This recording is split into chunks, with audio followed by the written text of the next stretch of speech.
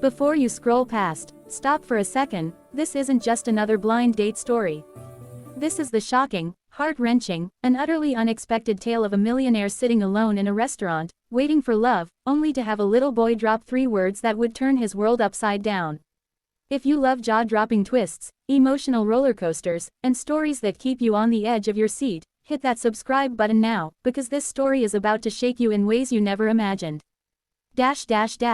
Jonathan Pierce had everything a man could dream of: a sprawling penthouse overlooking Manhattan, cars that gleamed like liquid silver, and a bank account so massive that even billionaires would glance twice. Yet tonight, as he sat alone at a dimly lit table in the Le Jardin restaurant, he felt something money could never buy: loneliness.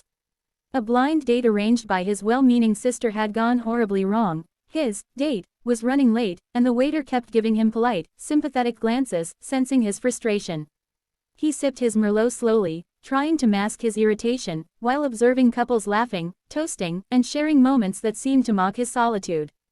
Just as he was about to resign himself to another night of silent despair, a small voice piped up from a nearby table.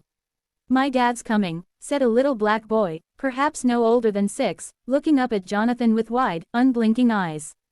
Jonathan blinked, unsure whether the child was addressing him or the empty space across from him.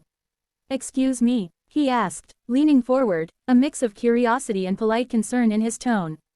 The boy's eyes shone with a clarity and confidence that startled him, and he repeated, "My dad's coming." "You'll see." Something about the child's tone felt uncanny, almost prophetic, and Jonathan's mind began to race. Was this just a child's random statement, or something deeper?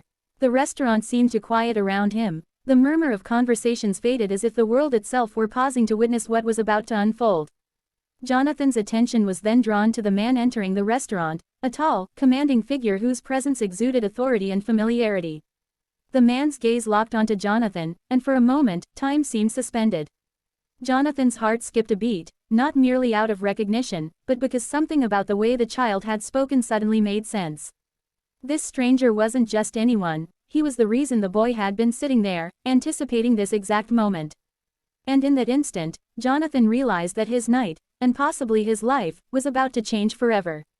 From this simple, seemingly random encounter, a cascade of events would unfold: secrets buried deep within family legacies, unexpected alliances, betrayals that would shake the foundations of everything Jonathan thought he knew, and a journey that would take him from the gilded luxury of Manhattan penthouses to the hidden corners of human emotion he had never dared explore. As the tall man approached, Jonathan's pulse quickened, a mixture of apprehension and inexplicable recognition thrumming through his veins. The little boy clutched the man's hand with the familiarity of 1,000 shared moments, and Jonathan realized with a jolt that the child was not merely a stranger but somehow connected to the very life he had meticulously built.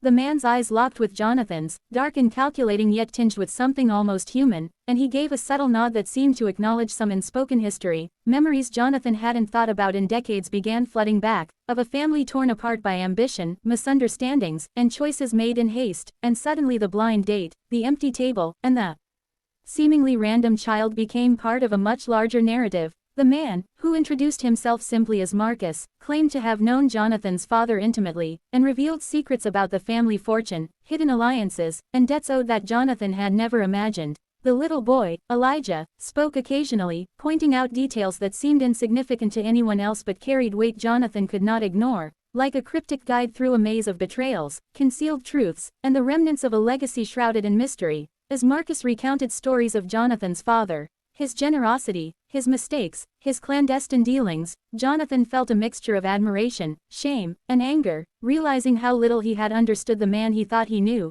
and how blind he had been to the forces shaping his life from behind the scenes.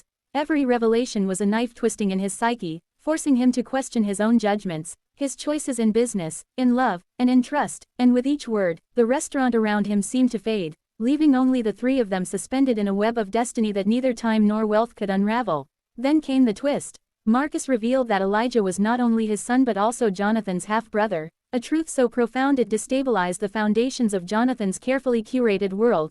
The child's earlier statement, "My dad's coming," suddenly made perfect sense, and Jonathan's mind raced as he realized that every lonely night, every blind date, every superficial encounter had been leading to this convergence of past and present. Emotions swelled, anger, confusion, longing, and an unexpected sense of relief, as Jonathan processed the notion that family ties he had never acknowledged were now laid bare, that trust had to be rebuilt, and that the future he thought he controlled was in fact a tapestry woven with threads of love, betrayal, and fate beyond comprehension. In the middle of this revelation, a sudden interruption arrived. A mysterious letter slipped under the restaurant door, unsigned but containing details only someone intimately aware of the family's secrets could know, hinting at yet another twist, a hidden fortune, and a potential threat lurking closer than Jonathan realized, compelling him to act immediately, make choices with consequences far beyond his imagination, and confront not only the men in front of him but also the shadows of his own conscience, realizing that the journey from isolation to understanding was only beginning, that Elijah's innocent words had cracked open a door to a labyrinth of secrets, and that by the night's end, nothing would ever be the same again. The night air outside the restaurant felt charged, electric, as if the universe itself had conspired to bring Jonathan, Marcus, and Elijah to this pivotal moment, and inside, the tension was almost unbearable. Jonathan's mind raced, trying to reconcile the revelation that Elijah was his half-brother, that Marcus was connected to his father in ways he had never fathomed, and that the child's innocent words had unlocked a cascade of truths he could no longer ignore. While Marcus spoke with urgency about hidden accounts, charitable foundations, and enemies who had been lying in wait for decades, reminding Jonathan that wealth, power, and influence could not shield him from betrayal, and that the legacy of his father was as much a burden as it was a gift. As they walked through dimly lit hallways of the family estate, Elijah holding Jonathan's hand like a bridge between past and future, the trio uncovered a hidden study behind a false wall, documents, photographs, and letters detailing a network of alliances, betrayals, and sacrifices that Jonathan had never known, each piece a revelation that tested his understanding of morality, loyalty, and love, forcing him to confront the harsh reality that his father's decisions had ripple effects extending far beyond their family, and that Jonathan himself had been operating under assumptions that were now proven false. Then came the confrontation that would define the night.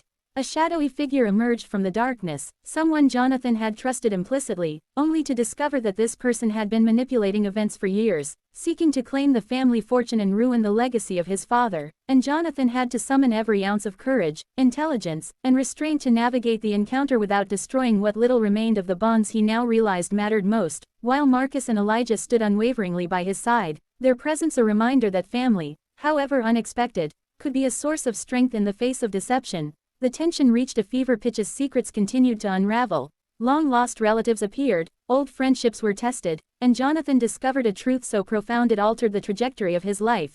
His father had orchestrated a plan not for personal gain, but to protect Jonathan, Marcus, and Elijah from a greater danger, and that the night's events were the final chapter in a story that began decades earlier, full of sacrifice, courage, and love that had been hidden behind layers of wealth and privilege. In the final moments, Jonathan embraced his newfound family, realizing that loneliness, fear, and mistrust had no place in the life he now envisioned, that Elijah's words, "My dad's coming," were not just literal, but symbolic, signaling the arrival of connection, reconciliation, and hope, and that the journey he had been forced to take through deception, revelation, and peril had ultimately led him to a profound understanding of what truly mattered: family, integrity, and the courage to face the unknown together. As the dawn broke over the city, casting golden light across the estate, Jonathan, Marcus, and Elijah stood united, ready to rebuild, to heal, and to embrace the future with hearts open to possibility, knowing that though wealth and status could never replace love, honesty, and trust, the bond forged through this extraordinary night would remain unbroken forever, a testament to the power of destiny, the resilience of the human spirit, and the miracle of unexpected connections that change lives in ways no one could anticipate.